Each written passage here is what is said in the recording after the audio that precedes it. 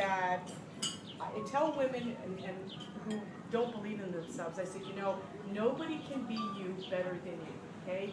You can't be me, I can't be you, but nobody can take your place better than you. And then part of the goal, what sustains me, is I always believe that God makes good things. God doesn't make junk, so to speak. And that we're all in this life to make a difference in our own way, be it raising children, curing cancer, running the country. In some way, we're here to make a difference. And if you, in your own way, can find why am I in this life? What is my particular goal, just for me? What am I meant to do? And how do you know that? You know it when whatever you're doing, you feel the most alive. Be it speaking, writing, taking care of people, whatever you're doing, creating, that you are your most alive. Perhaps that is what you're meant to do. But do not underestimate yourself, because so many times people will put you down. They say you speak with an accent, you don't fulfill stereotypes. Forget stereotypes. Don't believe in stereotypes. You focus on what makes you significant, because you all stand out in your own way. It makes you all so very special. I've met very many powerful, famous people in my lifetime. And what distinguishes you from them is they have more cameras on them, okay? It's the media. The media can do that. So if you focus on what is your God-given gift in this life, how can I achieve that? And focus on getting improving yourself in terms of your health and your spirituality, but also connecting with other people and reaching out and having advocates. I mean, your organization is so important because this is your support group. These are the women you'll go to and say, oh man, I didn't get the job I wanted. Or is this the right guy? Or is, you can move on from that. But I really encourage you to stay with your sisters, because we are all sisters in one way or another, to be supportive and to encourage each other to have the life that you dream of. So I thank you for that, and I'm open for any questions before you have it. Please go ahead and eat, but if you have any questions, it's all off the record, there are no recordings here. It's a mantra that my mom and dad said, you're never good enough. Okay? It's not a pretty mantra, I never told my kids that, but growing up, back in my life, you're never good enough. You're not white enough, you're not tall enough, you're not skinny enough. And then pretty soon you just get so fed up that you're not enough, and you say, screw it, I'm just going to do my thing. Okay? There's always somebody, and it makes you determine, you know what, I'm not going to listen to that anymore. Because they're always going to tell me, I don't care. You're going to focus on what's important to you. And then pretty soon, whatever you're about is in vogue, and everyone thinks it's really cool now. When I was growing up, I went to overseas school in Taipei, Taiwan. And I had to do, in 7th grade, an essay on the definition of beauty. And it was almost like I had been brainwashed to think, well, in order to be beautiful, you have to be tall, blonde, and blue eyes. And I'm like, if you look at all the models, Sofia Vergara, they're not blonde, okay? They are dark-haired, slender, curvaceous. They're not Kate Moss. I mean, and beauty is also within. Some of the most beautiful women I know aren't cover girls. They're just the beautiful inside. And people, men, whoever you seek, in your life, will see that beauty because you're beautiful inside. I have friends who are celebrities, and they have makeup crew do their hair, and they can be very plastic, and they can draw people to them, but once they start talking to them and see, oh, there's nothing there. There's nobody home. I don't want her. Also, too, it is your right partner because you are the best you can be with that person. Okay? When you meet that person, you are the best you can be. Your friends, surround yourself with friends who elevate you, okay? And that they are cheering you on, not the ones who drag you down, the ones who lift you up. If they lift you up, they're your friends. If they pull you down, they're not your friends. That's why this group is important. They lift you up. I have a question. So when in your career, when you're medicating or assisting someone who's like a powerful man, like a president, like how do you get over the fact that like he's the leader of the free world and he's just a patient, and how does he get over the fact that he's not giving the orders in this situation? It's a good question because it's intimidation. It takes time.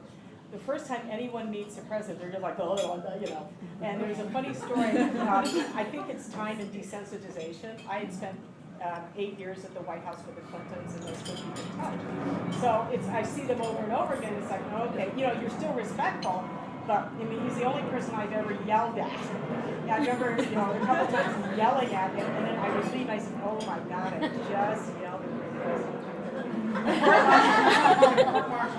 But you do it out of respect, and you care about people, because people you care about, you're going to disagree. You're going to not always say yes, and say, you know, I'm going to tell you not what you want to hear, but what I think you need to hear. But it takes time, and the way to, the perspective I put is it's a matter of faith. You know, I'll give you a quick story. One of my nurses was a male nurse, and he was meeting President Clinton for the first time. We were flying on Air Force One. I had him in the medical compartment. I said, Jim, I'll go check on the president. I'll bring you up to introduce him. He goes, okay, he's a tall guy. And I looked in, I went up to the forward cabin, and there's President Clinton. He's got his feet on the desk, and he's got his glasses on, he's reading the book. And I said, Mr. President, do you mind? I'll bring my new nurse up here to meet you. He goes, oh, yeah, bring him in. So he comes in, and Jim is the nurse, very tall guy from Ohio. So this president is Jim. He's our new nurse. He's like, oh, nice to meet you, Jim. Great. He's like, oh my God, it's so nice to meet you. So I said, great. And then I'm sort of extricating him, bringing out the door, and then you know, pushing Jim into the hallway as I go down to the compartment. I'll meet you there. And as I'm closing the door, I catch a glimpse of President Clinton waves, and he starts picking his nose. So I walk back, we sit down, and Jim's like, oh my God, I'm the President of the United States. I'll never wash these hands. I said, you better wash, because you don't know where they've been. So they're human. But, you know, people say, I'll never wash my hands as the President, you know, how powerful. They're powerful for 8 years. But if you have a relationship with God, who is the maker of all, more powerful than any of these people, that is your relationship. You don't have to go to TSA, Secret Service to get to God. You just have to say, you know, help. And many times in my life, it's been a journey of faith to say, God, help me. I never ask God, give me this, give me this, give me this. I say, help me, show me the way, and make it so clear, this is where you want me to go. And, you know, and if you can be in a position where you're not afraid, you know, you're an author, a wonderful author, and, you know, being an author is an act of bravery, because I sort of say it's sexual. Any children here?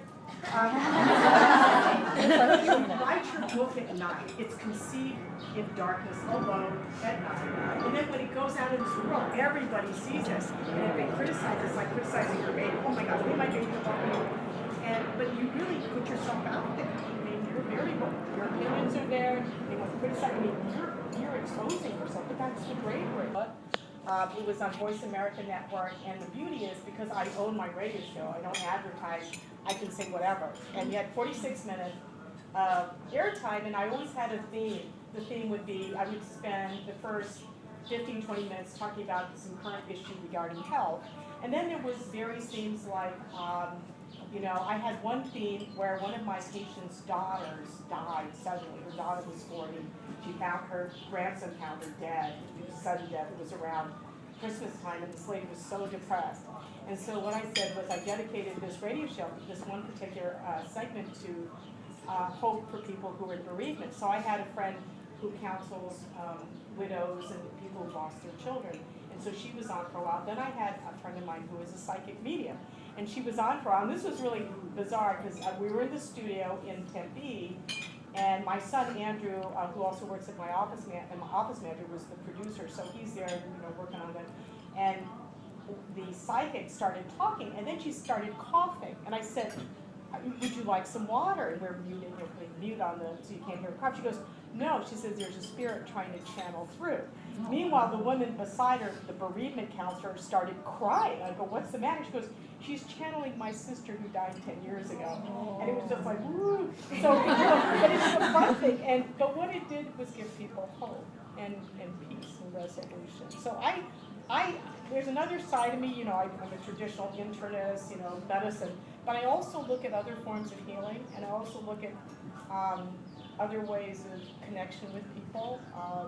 The next book, the next memoir I will write will be called Paging Dr. Connie, and it's my life after the White House, because I think that is more interesting than necessarily the 9 years in the White House. One segment will be called Psychics, Mediums, and Astrologers, which sort of leads to how I met my second husband. But open in your mind, because people think, well, I reached the, people say, well, you reached the peak of your career at the White House. I said, I don't want to think that's the peak of my career, because people think they reach their peak and they die. It's like climbing mountains. Just because you climb, at 10,000 foot, you can climb at 14. There's always things that you can proceed to. And don't think, well, I'm too old. I mean, I remarried at 55. So one of my chapters is Young Bride at 55. So you're never too old to live happily ever after. And always strive. Just say what, and the prayer I ask every day is, dear God, show me what you want me to do today. Show me, every time I put my lottery numbers in, I don't win. What do you want me to see today? What do you want me to do?